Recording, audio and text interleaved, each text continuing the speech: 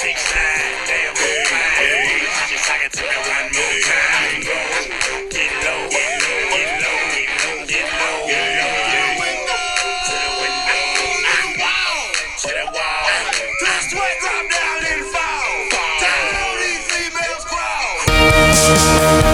ski, motherfucker.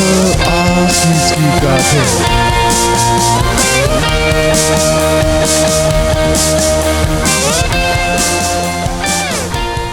Hi, welcome to the Holding Hands and Throwing Fists podcast. I got the mic. And I have the opinions. What's up, everybody? It's season 9, episode 6. 369, damn you 5. Okay, let me explain. Explain, babe. It is season 9, as George said, and it's episode 3. So we... 6. 6! So we had a brilliant idea to make this one special. We're going to go 3 segments in episode 6 for season 9. Let's go. Our first segment, it's right now. It's the pre-fight-ish. Pre-fight-ish. UFC 286 is tonight, and we're trying something a little bit different since no one needs to listen to our podcast in a timely fashion. So we're going to do pre-fight, live, and post-fight all in the same episode. All three. I love this. This is good. I knew that one day everything was going to pay off, and here it is. Here it is. All right. Before we get to the UFC, I have a good guy alert. Woo! Oh, I accommodated you and you accommodated me. And Jamie accommodated both of us. And Giancarlo in here. No. All right. We're all good guys, okay? That's it. Benson Henderson lost his last fight in Bellator last weekend. But what is important about that is that he retired right after. Boy, oh boy. Henderson really is a good guy alert. And I really don't think we've ever talked about him at length. I know, like, anytime we bring him up, George will be like, I love him. He's great, blah, blah, blah. Mm-hmm. But he fights with a toothpick in his mouth. Yes, and he told a story about fighting with a toothpick in his mouth because, first of all, that's just absurd and dangerous. But he eventually stopped because one of his sons wanted to, like, run around with a toothpick in his mouth as well. And he's like, okay, I got to break this habit. And he's like, now he just... I didn't know that. Yeah, and now he just chews gum more because clearly is some sort of like oral fixation. Anyway, he had an amazing MMA career. As you know, I won't be long-winded about it, but I do want to give you some info. Benson is currently 39 years old right now, and in his career, he was the WEC lightweight champ in 2009. He defended his belt, but lost it to Anthony Pettis. Look him up, by the way. He looks just like George's brother, Billy. Mm-hmm. Then Benson went to the UFC and became the UFC lightweight champ in 2012. And then he defended his belt 3 times before he lost to Anthony Pettis again. Yeah. That's why. I mean, those are those old school WEC guys, and they're awesome. Their rivalry is freaking one of the best ever. But this kind of makes me think of Leon and Usman. Yeah. I don't know. Anyway, George will get to them, I think, maybe later. Mm-hmm. Or maybe later when we come back. Who knows? Who knows? So I thought that was weird. Then he went to Bellator for the rest of his career from 2016 until last week. In Bellator, he did fight for the belt 2 times, but he didn't get it. Doesn't matter. Benson Henderson had a great career on top of becoming champ in 2 organizations. He beat people like Cowboy Cerrone, Frankie Edgar, Clay Guida, Jim Miller, Nate Diaz, Gilbert Melendez, Josh Thompson, Patrico Pitbull, and Jorge Masvidal. That's a crazy resume. That is a wild resume. And for him to be so young. And so it's incredible. We wanted to give him our good guy alert. And now, just so you know, he's not going away totally. Mm-hmm. Now he's going to focus on coaching his wife, Maria Magana, who currently fights in Bellator. Let's go, Maria. That's awesome. And also, special shout out to the dude's a legit veteran, and what's the word I'm looking for? Founding father. Yeah. He was in WEC, obviously, which I'm not even going to go down that whole rabbit hole now off script, but it was an old school organization, which I always, every time I see the WEC blue canvas, I'm like, yo, that's freaking awesome. And then, but he was the first person to leave UFC in his prime to go to Bellator. You remember that? That's so important. So yes. Shouts out to a true trailblazer. All right. In our little pre-fight thing, we're going to talk about MMA Fashion, and I hope to talk about it live and post-fight as well. Me too. One thing, I don't know why, but I guess it's the corniest thing of working in the fashion industry that I hate when people are like, oh, it speaks to me. But Rafael Fiziev was in episode 1 of the UFC Embedded, and he had this white North Face beanie on. Pretty normal, nothing too special, but I loved it. It was really freaking cool. So strange that you were... It spoke to me, babe. It speak to you. Justin Gaethje, you guys know he's one of my, if not my favorite fighter. He's fighting tonight as well. I'm super excited for that. So he just went to a Hugo Boss store and bought a week's worth of t-shirts, and that's his freaking thing. Those t-shirts were from Hugo Boss. Boss with a cross. Yeah. He had a t-shirt that said Boss with a cross. No. It said Boss, and he was wearing a big cross over it. Oh, so it just said Boss, Boss, Boss, Boss, yeah, Boss, Boss. And I was like, look at my man with Boss with a cross. Oh, you're clever, babe. Yeah. And so his teammate Kamaru Usman's fighting tonight too. And in the Embeddeds, I think they were talking about how they went shopping for Kamaru Usman and how Usman was trying to buy stuff for Gaethje, and he's like, no. So it's pretty much like the opposite sides of the spectrum of like. But Gaethje always looks good, and he doesn't look like a bum. Before I do jump to the next person on MMA Fashion, though. I wanted to look up Justin Gaethje's record so I could talk about his resume too, because he is one of my favorite fighters, and we were talking last night about how he came to the UFC. His first fight was against Michael Johnson, so exciting. Then he fought Eddie Alvarez, Dustin Poirier, James Vick, Edson Barboza, Cowboy, Tony Ferguson, Khabib, Michael Chandler, Charles Oliveira. What a crazy list. He didn't win all of those, by the way. Most of them. But that's what, they were all exciting though. Yes. Every single one was exciting. Now, look at his Wikipedia picture. What is it? He's wearing a Hugo Boss t-shirt. Oh, does he just love Hugo Boss? I think he does, man. And if he's not sponsored, he should be sponsored, Boss. Hook him up.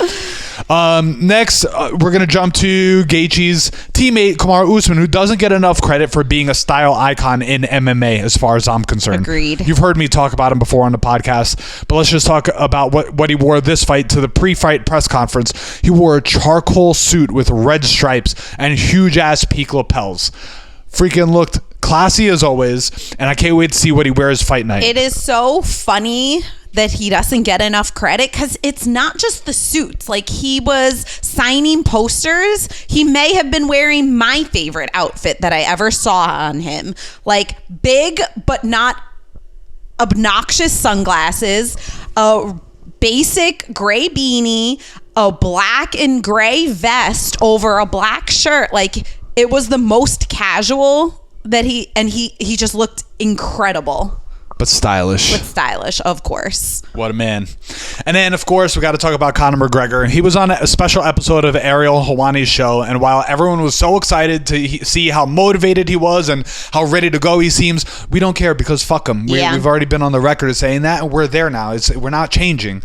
But, of course, he looked fantastic, and that's undeniable. Mm-hmm. He's in New York for St. Patrick's Day business meetings with distributors and accounts for Proper 12 and his new Forged Irish Stout, which got me thinking Billy Alexander and whoever else really, but I don't know why I defaulted to Billy Alexander. We got to do a segment where we just crack open a bottle of Proper 12 and have some Forged Irish Stout when it actually is available in New York, and just drink Conor McGregor's shit until we say hilarious stuff that's going to get us canceled on the podcast. So like instead of drunk history, it's drunk holding hands and throwing fists. Holding hands drunk. So, Conor had a packed St. Patrick's Day week, so I'm sure he packed accordingly and had all his stuff, but he had an orange plaid peak lapel blazer with an orange tie and charcoal pants. Looked handsome as hell. I don't know, babe. I felt like so inspired for you to get a very similar outfit for Maya's christening. I think, we got to go. I know just the place to find that. Me too. Shout out to this. Garage Clothing's been sponsoring Holding Hands and Throwing Fists since I was 7 years old. And then we're about to take a break, right? We're at the 10-minute mark. We're about to take a break, and we'll come back to you with live stuff and post-fight later. But just want to let you know that we've told you about this before, but UFC YouTube, if you go to the UFC channel on YouTube on the day of a pay-per-view, it's just a free fight marathon where it's as easy as possible. It's just a stream on YouTube, and they just go from fight to fight to fight to fight. So we just watched Kamaru Usman knock Jorge Masvidal dead in their freaking rematch. And then I forgot that Leon Edwards fought Cowboy, and that fight was on now too. Yeah. So guys, if you just want any mindless stuff on Saturdays on fight nights, just start on UFC YouTube, and you'll be able to see free fights. No subscription, no nothing. All right, we'll tell you more about the fights when we come back live. TTFN. Hey Dirt, see you later.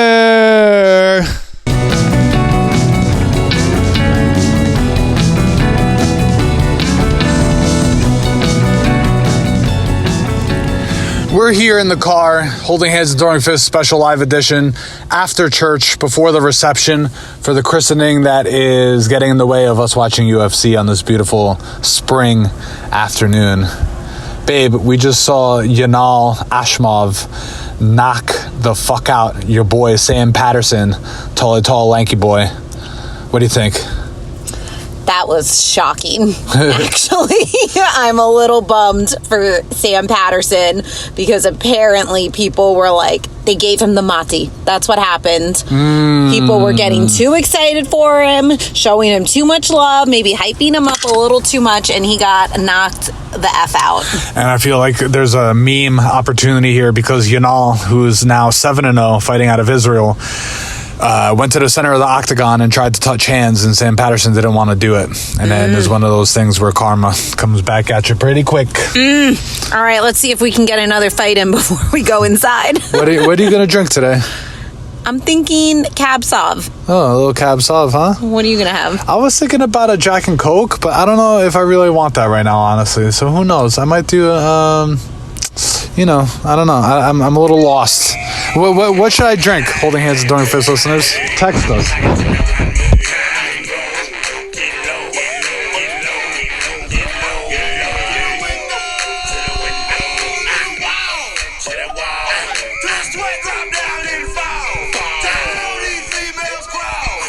And we're back. So the answer to the last question was Heineken. I drank a Heineken. Yeah. I snuck a vodka soda in first and had one vodka soda, one Heineken. Some might call it a double vodka soda. Yeah, that was actually excellent.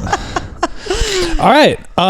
So we'll talk a little bit about the fights, but let's talk about MMA Fashion post-fight. Always more important than the actual fight. The big thing this Monday is that everyone is talking about the fact that Colby Covington is getting an undeserved title shot coming out of Leon Edwards' title defense against Kamaru Usman.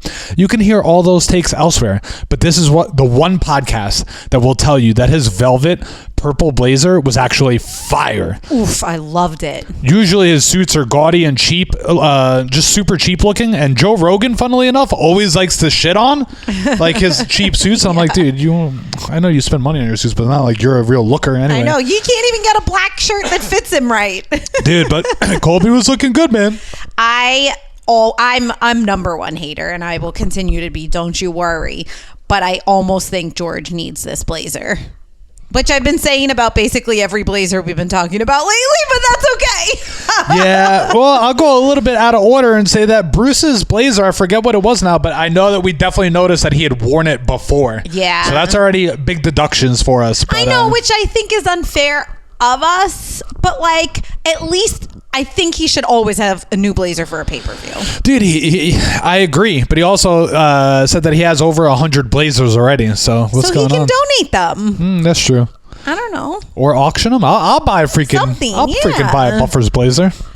And then last was just Megan O'Leary, always looking good. She was wearing a black and white color blocked off the shoulder get up with these big ass buttons. Yeah, looking good as always. I like the different suit trend for women lately. Yeah. I'm with it. Yeah. And then they were in England, and there was one more woman who is, I guess, relatively new, because I don't think I've seen her more than once before in the past, but she interviewed Leon Edwards immediately post-fight in the back of the arena, and she was wearing like a nice tweed English-looking blazer, so that was cool. All right, that's cool. It is a fighting podcast. Apparently, this delivery really needs to be delivered.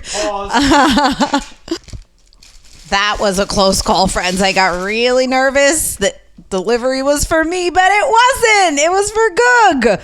And he just did. This should be on Instagram. This is Instagram shit, like opening your packages. I know. I messed up by rushing it and doing the audio version that no one's going to see. But we got new Happy Pill Project New York special edition, limited edition rash guards. Guys. New specs. This shit is mad legit. We got black and blue. Always love a good bruise combo. Plus New York skyline. Plus the New York apple on the sleeve. Don't get it twisted. Plus There's Lady more. Liberty on the other side, because fuck you, France. And then a little camo so that you can hide and people can't see you. Yeah, but it's got that New York blue camo, It this says is like beautiful. This is really nice. Yeah. It feels great. Yeah. Oh, All yeah. right, where can people buy this shirt? Happy Pill Project. Look them up on Instagram and TikTok, YouTube, all them places, and all the links will lead you to the shop. That was the perfect ending for MMA Fashion. All right, right quick. Performances we loved. Justin Gaethje had yet another exciting match with Rafael Fiziev, proving he is the most exciting fighter in the UFC, but also, thankfully, in this fight, far more technical. He even got a takedown literally right at the end of round 3 and started his post-fight press conference with, "I hope that shuts you motherfuckers up," basically. Yeah. And then he said, the media, not the fans. Yeah, he did. Which is really cute. Up right quick. Okay. Leon Edwards, we already told you, won a close fight with Kamaru Usman, and we're happy that a good guy persevered. I can't read. And I can't spell either. Yeah, I don't think that. Anyway, and got his flowers. Special shout out to our boy Gunny Hey. Nelson. He looked amazing, and he won via armbar. Babe, there's just everything interrupting us trying to do the podcast. You just go. The rash guards, and now my rash guards in the dryer are beeping. So, babe, there was this audio that Gunny posted on Twitter of Coach Kavanaugh basically coaching him, saying that there was only 20 seconds left in the round and he should go for the submission ASAP. And when you look at it, it was just super high level, really high IQ mixed martial arts, and it was beautiful to watch. That's awesome. You didn't hear that, did you? When it happened live, I heard someone coaching, like saying something with 20 seconds left, calling it out. That's and I remember awesome. being like, there's 20 seconds left. He's in mount. Look at what he's going to do. And he did it. And it was freaking gorgeous, man. Cool. I want to ask Mike about Gunny. I know that Gunny spent a lot of time at Henzo's back in the day. And I don't think I've ever seen him there. But I know that like Stephen Williams and stuff have seen him a bunch and stuff. So, cool. Ladies and gentlemen, check out this video. Bruce Buffer visits London's famous Savile Row ahead of UFC 286 on YouTube. It's awesome, and basically our Buffer's Blazers IG coming to life. Yeah, for real. Where he goes to freaking Taylor in London. It was really, really awesome. It's just a short video, but it's really fun, and we recommend it. I love it. All right, looking ahead quickly to this upcoming Saturday, we have a good guy versus a good guy for the main event. Cheeto Vera versus Corey Sanhagen. Oof. The winner of this puts themselves as a potential contender for the next title shot in the bantamweight division, and honestly, we want both to win. This is going to be a really tricky one. Do you know? Could you pick one? I feel like you could pick one. I could, because I've been I know. I've been on the Cheeto bandwagon since day one, when he was like very, very early on. I feel like though I've been on the Corey bandwagon since you day have. one. All right, so this is a rare opportunity for us to wager. Yeah. You tell us in the comments what you guys think we should wager. Oh boy. Also, this card has a few notable women fighting, like Holly Holm, Yana Kunitskaya, who's dating Thiago Santos, who beat John Jones. Andrea Lee is fighting Macy Barber, so that should also be a great matchup. Who did somebody just say that Macy? They were saying O'Neal, who just lost. Casey O'Neal should fight Macy Barber, depending on what happens with Macy Barber. Okay, I can see that. Two up-and-comers, young fighters. I like that. Dude, I like this right now. We're about to wrap up this episode. This is nice. We did a little pre-fight, a little live in the car that I dumped in here, and a little post-fight. Hey, so we're going to wrap it up with... We promised 369. Dude, season 9. This is it. I'm feeling it. Best episode ever, I guess. Kind of, sure. We'll find out. No fighting. No fighting. No fucking fighting. No fighting. No fucking fighting! Babe, happy first day of spring. I thank you. Let's rank the seasons 1 to 4, being 1 being the best season, 4 being the worst. You go first. We're on the same page. I'm pretty sure we're on the exact same page. We're summer people, and we got to go too. You see holding hands and throwing fists. With the fight, we're going to throw fists because you want Cheeto and I want Corey, but we're back to no fighting. We're going to hold hands right now. Number 1, tell them. Summer. Duh. Number 2. Gotta go spring. You got to. It's the closest to summer, man. Number 3. A little crisp fall is all right. It'll do because you could get those summer days. Like when did we go to the Hamptons? Was that November? Might have been November. And it was hot. You didn't even need a jacket. So that... I had a little jacket. You would need one. But like normal people didn't need a jacket. Number 4. Sorry, BFF. Winter sucks. It's got to go, man. It's got to go. And it's still here, dang it. No, it's not. It's sunny out. It's sunny out. It's spring. Everyone, do your spring cleaning. Get your summer clothes out. Artemis is already ahead of the game, and she's a kid. The rest of us need to get on that. It's almost summer. Let's go, y'all. All right, so here's your reminder. Hold hands and throw fists when you gotta. Peace.